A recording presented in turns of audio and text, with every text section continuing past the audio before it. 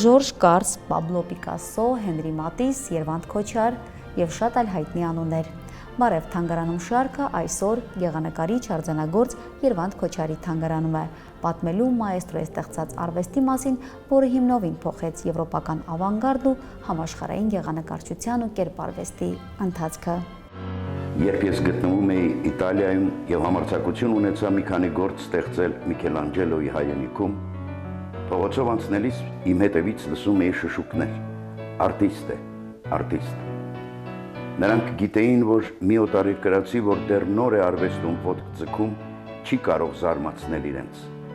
Սակայն նրանք գիտեին նաև, որ նա, ով փորձում է շարունակել դարերից ժառանգված արվեստի գեղեցկությունը, արժանի է հարգանքի, ու նրա կողքով անցնելիս հարկ է գլխարկ հանել։ Շատ ուրախ ենք ձեզ ողջունել Երվանդ Քոչարի թանգարանում։ Ասեմ, որ ընդհանրապես մաեստրոյի ստեղծագործական ժառանգությունը համարվում է 20-րդ դարի ամենայուրահատուկ եւ նշանակալի երևույթներից մեկը։ Ինչպես գիտենք, ինքը մոտ 1923-ից 36 թվականները ապրելով Փարիզում ստեղծեց արվեստ, որը իր անունը դասեց ժամանակի մեծերի կողքին, որոնցով էր պայմանավորված ընդհանրապես եվրոպական ավանգարդը եւ համաշխարհային կերպարվեստի զարգացման պատմությունը։ Եվ Քոչարի ստեղծագործական ժառանգությունը պատկանում է ինչպես հայ, այնպես էլ եվրոպական մշակույթին։ Այս թանգարանը ստեղծվել է 1984 թվականի հունիսի 22-ին մաեստրոյի արվեստանոցի հիման վրա, եւ ասեմ, որ այդ արվեստանոցը երկար տարիներ ոչ միայն նրա աշխատավայրն էր, այլև բնակվելու միակ վայրը։ Եվ մենք անչափ շնորհակալ ենք եւ այս գործում անգնահատելի է Քոչարի տիկնոջ, թանգարանի հիմնադիր տնօրեն Տիկին Մանիկ Մկրտչյանի դերը, որովհետև շուրջ 6600 միավոր թանգարանային առարկաներ ընտանիքի նվիրատվությունն էին թանգարանը ստեղծելու համար, դրանք գրաֆիկ, գեղանկար, քանդակ ստեղծագործություններ էին, արվեստագետի հարուստ գրադարանը, արխիվը, նաև հուշային իրեր։ Թանգարանի ցուցասրահներում է, որ հնարավոր է հնարավորինս ամբողջական պատկերացում կազմել Քոչարի ողջ ստեղծագործական ժառանգության մասին, նրա գրաֆիկ, քանդակ եւ գեղանկար ստեղծագործությունների մասին, եւ ներկայացված են դրանք Թիֆլիսյան սրահում, գրաֆիկայի սրահում, այս մեծ սրահում, որտեղ արդեն տեղադրված են նրա նորարարական ստեղծագործությունները, տարածական նկարները եւ միայն այստեղ եւ Փարիզի Պոմպիդու կենտրոնում է հնարավոր տեսնել Քոչարյան ստեղծագործության այն հրաշքը, որ կոչվում է տարածական նկարչություն։ Ներկայացված են նաև արխիվային հազվագյուտ փաստաթղթեր, որոնք վկայում են Քոչարի առնչությունների մասին ժամանակի նշանավոր նկարիչների հետ, Ավետիք Իսահակյանի, ասենք Հակոբ Գյուրջյանի, Վահան Թեքեյանի, Արշակ Չոպանյանի հետ, նաև եվրոպական նշանավոր արվեստագետների մասին, ասենք Պիկասոյի, Լեժեի, Միրոյի եւ այլոց։ Նաև ներկայացված է նրանց ցուցահանդեսային գործունեությունը։ Մեզ մոտ ներկայացված է նաև այն ստեղծագործությունները Քոչարի, ցավոք դրանք ներկայացվում են վերատպությունների տեսքով եւ մենք դրանք առանձնացրել ենք ցուցասրահի այլ նմուշներից, որպեսզի չխառնվեն, բայց առանց դրանց շատ բարդ է ներկայացնել Քոչարի ողջ ստեղծագործական ժառանգությունը։ Դրանք հիմնականում պատկանում են իր Փարիզյան շրջանին։ Դրանց մի մասը գտնվում է կամ անհատ կոլեկցիոներների մոտ, կամ պահվում է այլ նշանավոր թանգարաններում։ Հիշեցնեմ նաև, որ Ֆրանսիայում 1923-ից 36 թվականների ընթացքում Քոչարը ստեղծեց նոր գեղարվեստական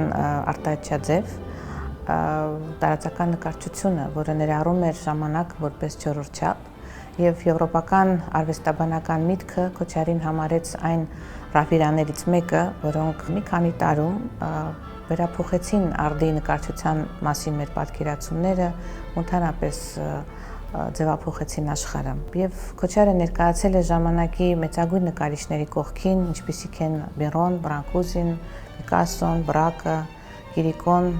եւ այլոք։ Ստորագրել է նաև 1936 թվականին դիմանիսիոնիզմի մանիֆեստը, որը ժամանակի գեղագիտական սկզբունքների կարևորագույն ազդարարն էր եւ բավական է հայացք նետել այդ մանիֆեստը ստորագրողների ցանկին, որպեսզի հասկանալ Քոչարի արվեստի եւ ընդհանրապես Քոչարի տեղը դերը այդ ժամանակաշրջանում եւ այդ արվեստագետների կողքին։ Հիշեցնեմ, որ մանիֆեստը ստորագրվել է 1936 թվականին Փարիզում, որից հետո շատ շուտ կարճ ժամանակահատվածում Քոչարը վերադառնում է Հայաստան։ Եվ նրա մտքով անգամ չէր անցնում, որ ինքը վերադառնում է այլևս երբեք իրավունք չստանալու մեկնել արտասահման նորից կրկին եւ հայտնվեց երկաթե վարակույրից այս կողմ եւ իր ստեղծագործական ընթացքը ստացավ լրիվ այլ ուղղություն։ Նա հայտնվեց մի բռնապետական հասարակարգում, ուր արգելվում էր ազգային ամեն ինչ, ոտնահարվում էր, իսկ Քոչարը շատ լավ հասկանում էր, որ սորաբար ազգերին այդպես էլ ոչնչացնում են, զրկելով նրանց իրենց մշակութային հոգևոր արմատներից։ Այդ ժամանակահատվածում իր ուշադրությունը դարձեց այնպիսի հերոսների եւ կերպարների վրա, որոնք մշտապես կհիշեցնեն մեր ազգային պատմությունը, կփորձեն պահպանել մեր ազգային ինքնագիտակցության ոգին եւ մշտապես կփորձեն այն վերածնել։ Եվ այդ ժամանակահատվածում հենց ստեղծվեցին եւ Վարդան Մամիկոնյանը, Սասունցի Դավիթը, Կիբեռնետիկայի Մուսան, Կոմիտասի արձանը եւ շատ այլ ստեղծագործություններ։ Եվ մենք Քոչարին համարում ենք այդ ազգային զարթոնքի ռահվիրաներից, քանի որ իր ողջ Երևանյան շրջանի ստեղծագործությունը ինքը նվիրեց այդ ազգային արժեքները պահպանելուն եւ վերհանելուն։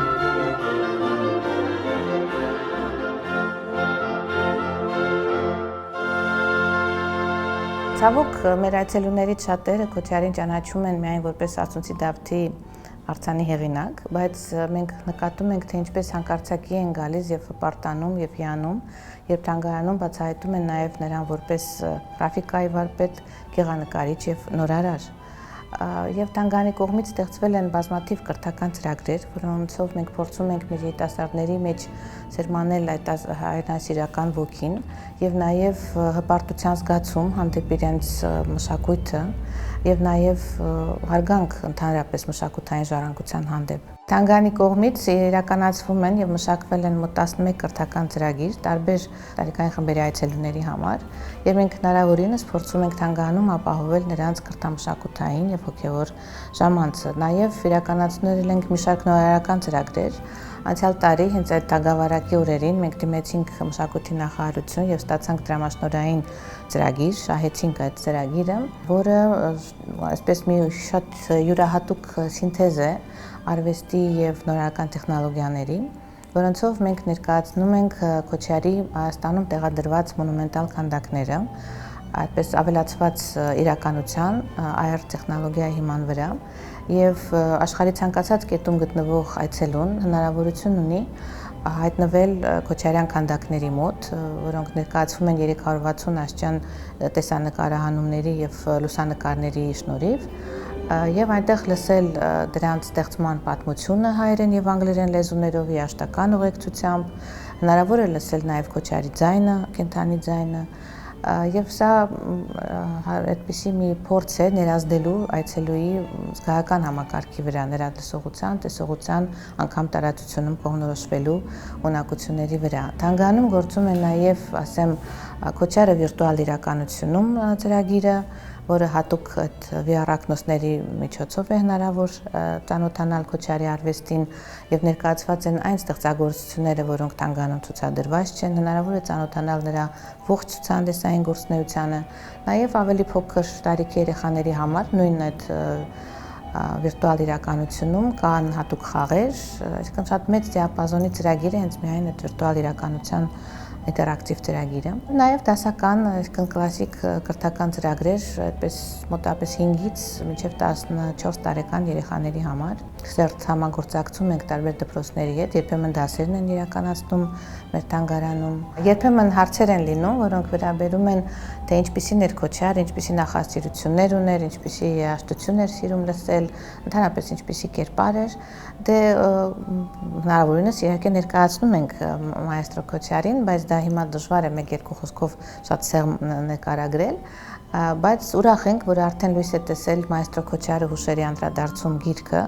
որտեղ իր ժամանակակիցների խոսքն է ներկայացված, նշանավոր արվեստագետներ, դերասաններ, նկարիչներ, ովքեր ունեցել են շփումներ, կենթանի շփումներ մայստրոյի հետ, նրանք շատ համով եւ յուրահատուկ պատմություններով ներկայացնում են հենց այդ բոլոր մանրամասները Քոչարին առնչվող։ Հիշողությունների մեջ կա այն վկայությունը, որ Քոչարը սիրում էր լսել Բախի ստեղծագործությունները, եւ մենք այստեղ շատ յուրահատուկ համագործակցություն ունեցանք Հայաստանի երիտասարդական նվագախմբի Օդրիտիոյի մասնակցությամբ, երբ նրանք հենց այս տարածքում ներկայացրեցին Բախի ստեղծագործությունները եւ մենք նկարանեցինք տեսահոլովակ նաեւ համադրելով Քոչարյան ստեղծագործությունների հետ։ Դա եւս այդ համավարակի օրերին էր եւ ասեմ, որ այդ օրերին թանգարանը աշխատեց առավել ակտիվ, քան երբևէ։ Մենք առցանց ներկայացրեցինք բազմաթիվ ծրագրեր, կրթական ծրագրեր, տեսաֆիլմեր, անոտացիոն Քոչարյան ստեղծագործությունները ներկայացնող եւ փորձեցինք առաջնորդվել Քոչարյան այն կարգախոսով, այն խոսքերով, որ ոչ մի տնտեսական կամ քաղաքական ճգնաժամ չպետք է մեզ խանգարի լսելու գեղարվեստի ձայնը եւ ոչինչ չպետք է արգելի մեզ մոռանալու հոգեվոր արժեքները։ Եվ մենք մշտապես հենց այդ ուղենիշով էլ առաջնորդվում ենք։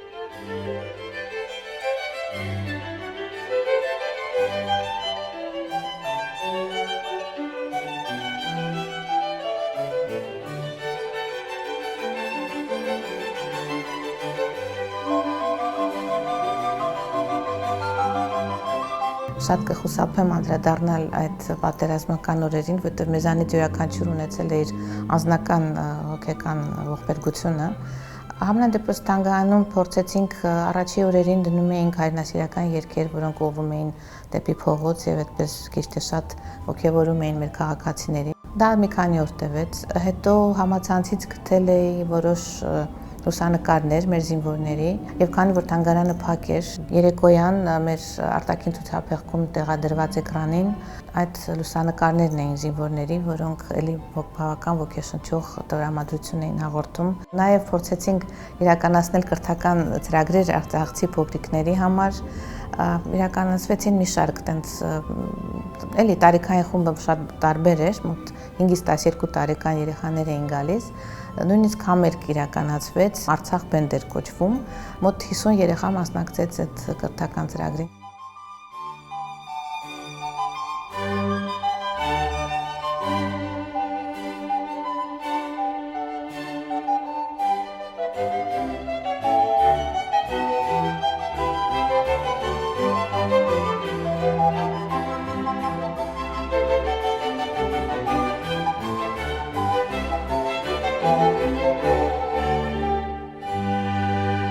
Քոչարի ծնողները Շուշիից էին, հայրը եւ մայրը, եւ քանի որ Թիֆլիսը այդ ժամանակ կրթական եւ մշակութային կենտրոն էր հայերի համար, նրանք հավանաբար տեղափոխվել են Թիֆլիս, որտեղ եւ Քոչարը ծնվել է։ Դրանից հետո, քանի որ Շուշիի հենց քաղաքի կյանքում շատ բարդ իրադարձություններ են տեղի ունեցել, ցավոք այլևս ոչ մի պատմական, փաստաթղթային որևէ այլևս հիմնավորում մենք այս պահին չունենք, բացի Քոչարի գրվածքներից իր արմատների մասին։ Փարիզում եւս շատ դրամատիկ եւ ցավալի պատմություն կա, երկու պատմություն։ Առաջինը Քոչարը Փարիզում ամուսնանում է Վարդենի անունով մի շատ հետաքրքիր օրորդի հետ։ Ցավոք նրանք շատ տխուր ճակատագիր են ունենում, քանի որ մի քանի տարի անց, մոտ 2 տարի անց այդ աղջիկը մահանում է տուբերկուլոզից, թոքախտից, մահանում է նաև նրանց նորածին աղջիկը, երեխան։ Այդ առաջի պատմությունը ընդհատվում է այդ ձևով։ Քոչարը 1930 թվականին ամուսնանում է Մելինե Օհանյան անունով, էլի հայկական ծագումով մի երիտասարդ աղջիկա հետ, ում անչափ սիրում է, ինչպես մեզ հայտնի է, բայց էլի շատ դրամատիկ վաղճան է ունենում այդ պատմությունը։ Քանի որ 1936 թվականին Քոչարը վերադառնում է Հայաստան, ինչպես ասեցի, այլևս չմտածելով, որ չի վերադառնալու Փարիզ եւ կինը մնում է այնտեղ։ Քանի որ ուներ որոշ առողջական խնդիրներ եւ մտածում էր, որ անպայման Քոչարը հետո իրեն կհրավիրի Հայաստան։ Բայց Քոչարը հայտնվում է Ստալինյան բռնապետության ժամանակաշրջանում եւ հասկանում է, որ հրավիրելը Մելինեին ճակատագրական կլինի իրենց երկուսի համար էլ եւ այլևս իրենք չեն հանդիպում երբեք։ Միայն Ստալինի մահից հետո ընկերները Քոչարի, որ մնացել էին Փարիզում, ձեռնարկում են այդպիսի մի հարագիր, նամակներ գրում սովետական կառավարությանը, Հայաստանի մշակույթի նախարարությանը, փորձելով ստանալ թույլտվություն Քոչարին Փարիզ մեկնելու եւ կազմակերպելու մի հետահայաց ցուցադրություն Քոչարի հետ փարիզյան ստեղծագործություններով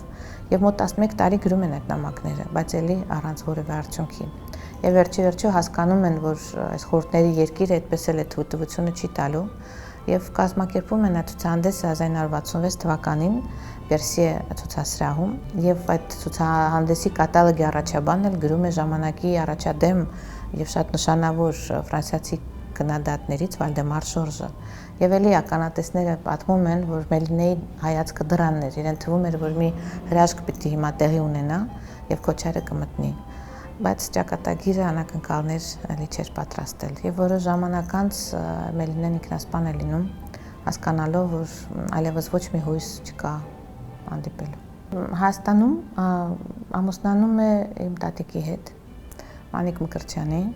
ով իր ողջ կյանքը իրականում նվիրեց, որպեսզի հնարավորինս հռչակվի Քոչարի անունը եւ միայն նրա ջանքերի եւ եռանդի շնորհիվ է, որ ստեղծվեց այս թանգարանը եւ տեղադրվեցին ընդհանրապես այդ քանդակները, որ այսօր գտնվում են մեր քաղաքում, ասենք Սասունցի Դավիթը, Վարդան Մամիկոնյանը, Կոմիտասի արձանը։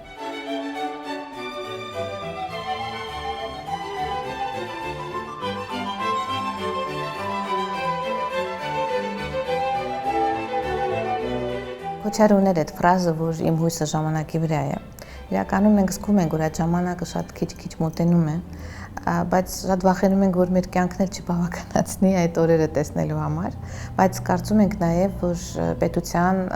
նախարարության եւ թանգարանի ճիշտ ռազմավարական համատեղ փոխգործունեության արդյունքում մենք կարող ենք համարել, որ Քոչարը մեր մշակութային բրենդներից է եւ մարդիկ աշխարհի տարբեր կետերից կարող են այցելել Հայաստան միայն այս թանգարանը այցելելու եւ Քոչարի քաղաքային քանդակները տեսնելու համար եւ մենք աշխարհին հպարտորեն կարող ենք ներկայացնել այս արվեստագետին եւ մենք ունենք այսօր արվեստ, որը համահունչ է 21-րդ դարի արվեստին։ Եթե այլ երկրի ժողովուրդներ պետք է նոր մտածեն ստեղծելու 21-րդ դարի արվեստ, մենք դա ունենք արդեն։ Մենք փորձում ենք հնարավորինս հաճախ իրականացնել նոր ցուցադրություններ, որոնք տարբեր տեսանկյուններից կվերհանեն Քոչարյան ստեղծագործությունները եւ մշտապես մեր այցելուներին կհիշեցնեն նրա այս կամ այն ստեղծագործական ընթացքի կամ նորարարական մոտեցումների մասին։ Հենց հիմա թանգարանում ընթանում է մի շատ յուրահատուկ ցուցադրություն, որ մենք անվանեցինք Քոչարյան գծի մոգական փոխհատումները։ Եվ դա պետք է ասեմ կոնցեպտուալ ցուցադրանք է, շատ նորարարական եւ մենք փորձ ենք արել նորարարական եղանակներով ներկայացնել Քոչարյան ստեղծագործությունները, նրա Փարիզյան շրջանի սեղմումով աշխատանքները, որոնք բացառիկ են իրենց կատարման տեխնիկայով եւ առանձնահատուկ տեղ են գրավում Քոչարի գրաֆիկ ստեղծագործությունների շարքում։ Ասեմ, որ այդ ցուցադրության համադրողն է Աշոտ Մարաբյանը։ Այս ցուցադրությունը մենք փորձեցինք, որպեսզի ավելի ակնառու լինի եւ տպավորիչ մեր այցելուներին, իրականացնել այդ սեղմումով աշխատանքների մի քանի աշխատանքի լուսային ինստալացիաները, որոնք նոր մեկնաբանմամբ կներկայացնեն արվեստագետի մտահղացումները եւ նրա անսպառ երևակայությունից ծնված այդ գծերի, հարթությունների այդ համադրությունները, որ անասելի էսթետիկական հաճույք են պարգևում դիտողին, մենք շատ կուզեինք կիսվել դրանցով մեր այցելուների հետ։ Սիրով հրավիրում եմ բոլորին, ովքեր կայցելեն Երևան, Հայաստան կամ մարդիկ, ովքեր կունենան հյուրեր տարբեր երկրներից, մշտապես բերեն իրենց հյուրերին թանգարան, որովհետև անչափ հաճելի է եւ անչափ հպարտության զգացումն ես ունենում, երբ տեսնում ես այդ հյուրերի աչքում առկայծող այն լույսը, որ նրանք բացահայտում են մի նոր մեծություն։ Ընդհանրապես ազգերի մշակութային հեղինակությունը ստեղծում են ականավոր դեմքերը, որոնք ժողովրդի հոգու եւ գաղափարախոսության արտահայտողներն են։ Եվ այդ մարդկանց դիապազոնով եւ չափանիշով է ընդհանրապես որոշվում ամեն ժողովրդի ներդրումը մարդկության պատմության գանձարան եւ մենք կարող ենք նշել անուններ Կոմիտաս, Չարենց, Հովհաննես Թումանյան, ասենք Արամ Խաչատրյան, Շարլ Ազնավուր եւ Քոչար, ասենք, որոնցով կարող է հպարտանալ յուրաքանչյուր քաղաքակիրթ ազգ։